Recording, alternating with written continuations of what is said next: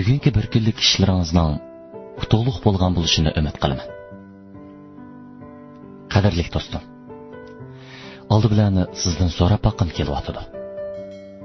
Sizning turmushingizdami bundaq ishlar bormi?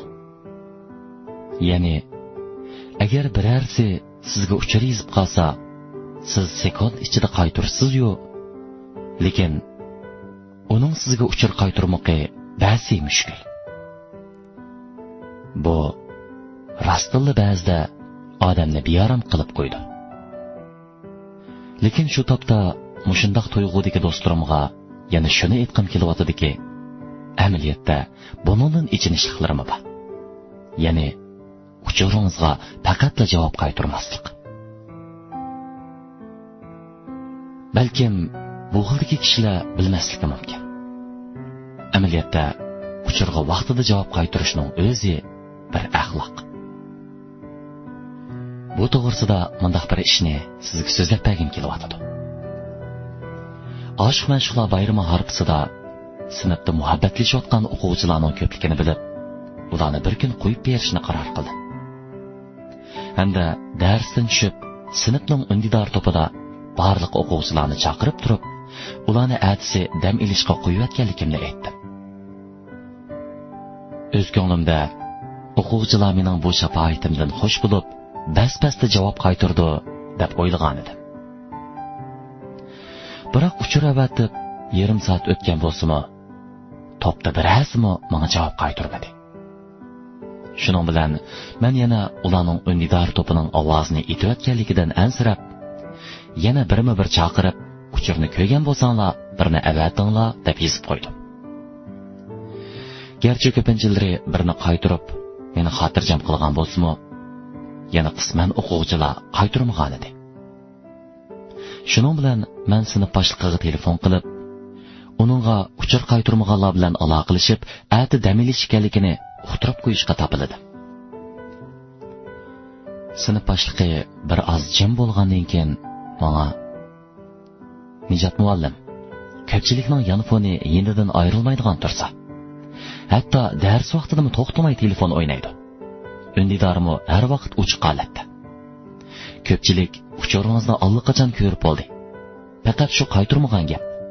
Qaytarg'isi bor odam sizni saqlatmaydi emasmi? dedi.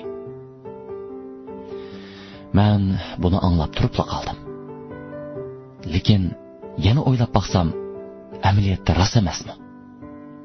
Hozir hammalar yanfonidan ayrilolmasa, uchur qaytarg'isi kelgan odam bunda xush xabarni anglaganda meni saqlatib yuramdi. Uchur qaytarish qanchalik tasdi? Bir raqamini avatish uchun avval birni bossiz, ondan avatish knopkasini bossiz. Buningga 10 sekund vaqtmi ketmaydi.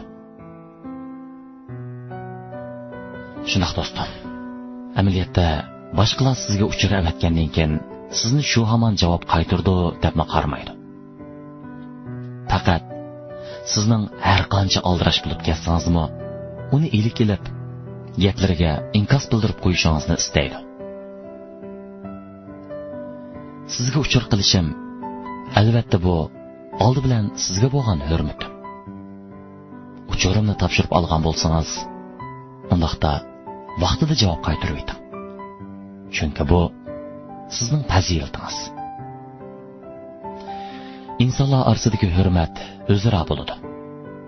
Men sizni hurmat qilgan ekanman. Cho'qim sizdan tegishlik hurmat yoki izzat talab qilaman. Kishiga javob berish, topshirib oldim degan bir eg'iz so'z, bu sizning hech bo'lmaganda meni e'tiboringizga olganligingizning ifodasi. Topshirib oldim degan bir eg'iz so'zning o'zi meningcha bir hurmat bo'lib qolmay, yana o'z navbatida bir mas'uliyat va safa hisoblanadi. Bo'ldi. Yana bir hikoyani sizga so'zlab beray. Yana shundoq aniq esimda turibdi. Amdila oliy maktabni bitirgan vaqtimda kichik saboqdishim mendan uyga ketadiganga pulim yetmadi.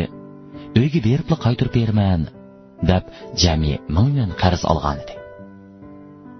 u 1000 yuan pul mening oliy maktabda yanfon elish uchun 2 oy yemay, ichmay, tejab turmush bo'ldan qisinib chiqqan pulim edi. Mening bu ishkaylan bilan bo'lgan oliy maktabdagi 4 yillik savodashlik mehrim men uchun ishinishga arziydi. Lekin pulni qarz berib bo'lgandan keyin men o'zimning nihoyat sodda ekanligimni bildim. Ular poyezdga chiqqandan keyin men ularga yo'lda bexatarlikka diqqat qilinglar. Uyga borgandan keyin tinch amon keldim deb qo'yinglar, deb qisqacha yozib qo'ydim. Shu vaqtda men nihoyat tezla orasidagi biraylarning javobini oldim. Ham atsila uning qaytirgan pulini topshirib oldim. Lekin yana biri qat'iy javob qaytarmadi. Uningga biror ish bo'lganmidi? Nima bo'lgandi? Yanfonini o'g'ri olganmidi? U balkim bu javobsiz qolgan uchurning menga qanchalik ta'sir qilganligini bilmasligi mumkin. Keyingi bir qatimliq savodashlar yig'ilishida u ishkilis kelmadi. Yana bir savodishimdan olsam, menga javob qaytargan savodishim o'zi bir shirkat ichibdi. U nurg'un kishilarning ishonchiga erishganligi uchun shirkati ravrus taraqqiy qilibdi. Lekin kichikgina pul uchun aloqamiz uzilgan hiliq savodishim bo'lsa, bir zavod ichibdi. Biroq toza ishonchsiz ham doim boshqalarni ahmoq qilg'ashqa necha oy o'tibla vayron bo'ldi. Hattoki yurtida qarzga bo'g'ilib, uya-buyalarda yushirinib yurib, amdilikda bir oshxonada mulozimatchi bo'lib ishlab yotibdi. Do'stim, ba'zida bir odamning axloqini ko'rish meningcha amaliyotda unchalik tas emas. Chunki uning uchurni qabul qilgandan keyin qaytirgan yoki qaytirmaganligidanmi uning fazilatini ko'rib olg'ili bo'ladi. Javob qaytirishning o'zi hurmatdan derak berdi. Bu ham mas'uliyat, ham texmi muhimi axloq demakdir.